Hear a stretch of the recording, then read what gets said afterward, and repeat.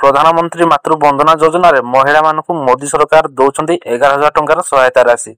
जदि आपने प्रधानमंत्री मातृ बंदना योजना रे आवेदन करुछंती ताले आपण मानकु प्रधानमंत्री नरेंद्र मोदी आपण मानकु 11,000 टंकार सहायता राशि जोगाई देबे।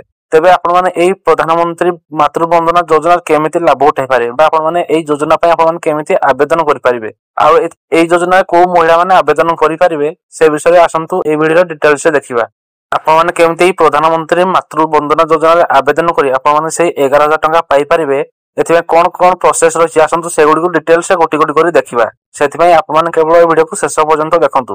वीडियो को स्किप न करि वीडियो को शेष पर्यंत देखंतु। आपण माने सब किछि ए प्रधानमंत्री मातृ बंदना योजना विषय डिटेल्स से जानि पारिबे।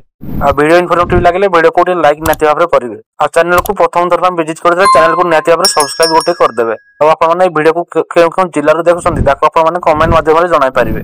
तबे चलंतु एई प्रधानमंत्री मातृ बंदना योजना विषय डिटेल्स से देखिबा। महिला मानकु दिया जाउछि 11,000 टंकार सहायता। जानंतु मोदी सरकार एई योजना लाभ किपरि उठाई पारिबे। देखंतु आपण माने एटा गोटे न्यूज बोली भाबी कि आपण माने ए वीडियो को एतकिरु स्किप करि जानतुनी।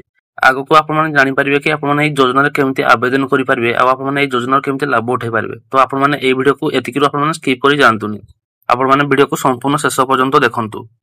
देखंतु महिला मानक पय खुशी खबर एणिकी मोदी सरकार देबे 11,000 लेखाए टंका। हाँ आज्ञा भारत सरकार देशर महिला मानक पय अनेक योजना प्रचलन करिथांती जार लक्ष्य सेमानकु आर्थिक भाव में सशक्त करबा एवं समाज रे सेमानकर स्थिति को उन्नत करबा।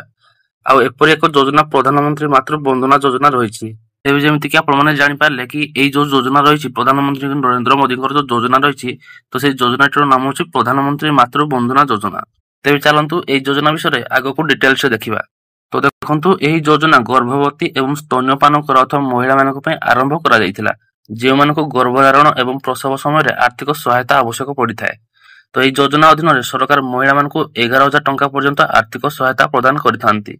एही राशि सीधा सळक आपण मानक डीबीटी माध्यम रे सेमानको बैंक अकाउंट को सीधा सळक स्थानांतरित होइथाय।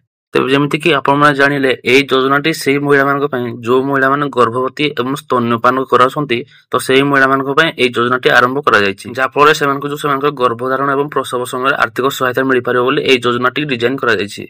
प्रधानमंत्री मातृ बंदना योजना मां एवं शिशु उभयक स्वास्थ्य पुष्टिसार एवं जत्न रे उन्नति आनिबार लक्ष्य रखिछि।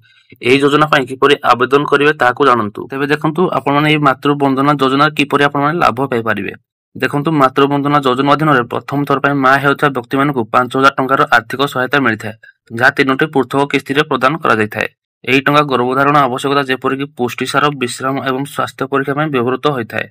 जदि जण महिला द्वितीय संतान झील हुए तेबे तांको अतिरिक्त 6,000 टंका मिलिथाय। एहिपरि भाबरे सरकार मोट 11,000 टंका पर्यंत राशि प्रदान करिथांती।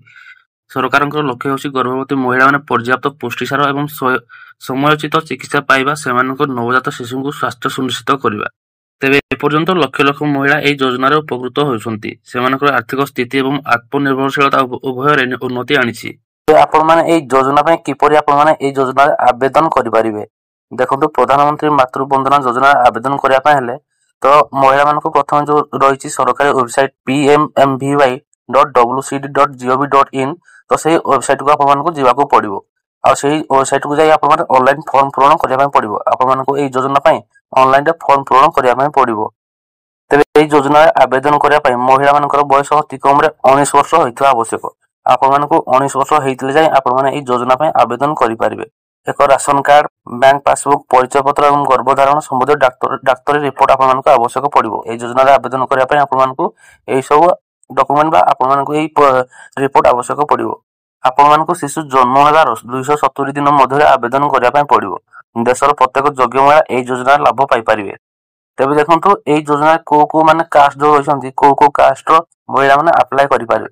देखंतु एथिरे अनुसूचित जाति जो रहिछि आपनक एसटी एससी जनजाति जो भिन्नक्षम महिला एवं आयुष्मान भारत योजना जो हिताधिकारी माने रहिछंती महिला हिताधिकारी माने रहिछंती तो से माने एही योजना पय आवेदन करि पारिबे। तेबे जदि आपण माने अनुसूचित जाति बा जो एससी एसटी आ भिन्नक्षम जो जदि आपण माने हेइथांती किबा आपण माने जदि आयुष्मान भारत योजना आपण माने हिताधिकारी होइथांती ताले आपण माने एही योजना रे आवेदन करि पारिबे। आ एथिबाय आपण मानकु मैक्सिमम आपण मानकु 19 वर्ष होइथबा आवश्यक। ताले जाय कि आपण माने एही योजना रे आवेदन करि पारिबे आ तापरे आपण माने एही योजना रे लाभ उठाई पारिबे। तेबे ए पर्यंत लक्ष लक्ष महिला एही योजना लाभ पाई सारिचंती। ଯଦି ଆପଣମାନେ ଯୋଗ୍ୟ ହୋଇଥିବେ ତାହେଲେ ଆପଣମାନେ ଶୀଘ୍ର ଆବେଦନ କରିନିଅନ୍ତୁ। ଆପଣମାନେ ମଧ୍ୟ ଏହି ଯୋଜନାର ଲାଭ ଉଠାଇ ପାରିବେ। ଆଶା କରୁଛି ଆପଣମାନଙ୍କୁ ମୁଁ ଏହି ପ୍ରଧାନମନ୍ତ୍ରୀ ମାତୃ ବନ୍ଦନା ଯୋଜନା ବିଷୟରେ ଯାହା ବି ଆପଣଙ୍କର ଯୋଉ ଅପଡେଟ୍ ଥିଲା ବା ଯାହା ବି ଇମ୍ପୋର୍ଟାଣ୍ଟ ଅପଡେଟ୍ ଥିଲା ଆପଣମାନଙ୍କୁ ମୁଁ ତାହା ସଠିକ ଭାବରେ ବୁଝାଇ ପାରିଛି। ଯଦି ମୁଁ ଆପଣମାନଙ୍କୁ ସେଗୁଡ଼ିକ ସଠିକ ଭାବରେ ବୁଝାଇ ପାରିଛି ତାହେଲେ ଆପଣମାନେ ଏହି ଭିଡ଼ିଓକୁ ଗୋଟେ ଲାଇକ୍ ନିହାତି ଭାବରେ କରିଦେବେ। ଆଉ ଚ୍ୟାନେଲକୁ ସବସ୍କ୍ରାଇବ କରିନଥିଲେ ଚ୍ୟାନେଲକୁ ସବସ୍କ୍ରାଇବ ମଧ୍ୟ କରିଦେବେ। ଆଉ ଯଦି ଆପଣମାନଙ୍କର ଏହି ପ୍ରଧାନମନ୍ତ୍ରୀ ମାତୃ ବନ୍ଦନା ଯୋଜନା ବିଷୟରେ ଯାହା ବି ଆପଣଙ୍କର ଡାଉଟ୍ ଥିବ ବା ପ୍ରଶ୍ନ ଥିବ ତାହା ଆପଣମାନେ କମେଣ୍ଟ ମାଧ୍ୟମରେ ଆପଣମାନେ ଜଣାଇ ପାରିବେ।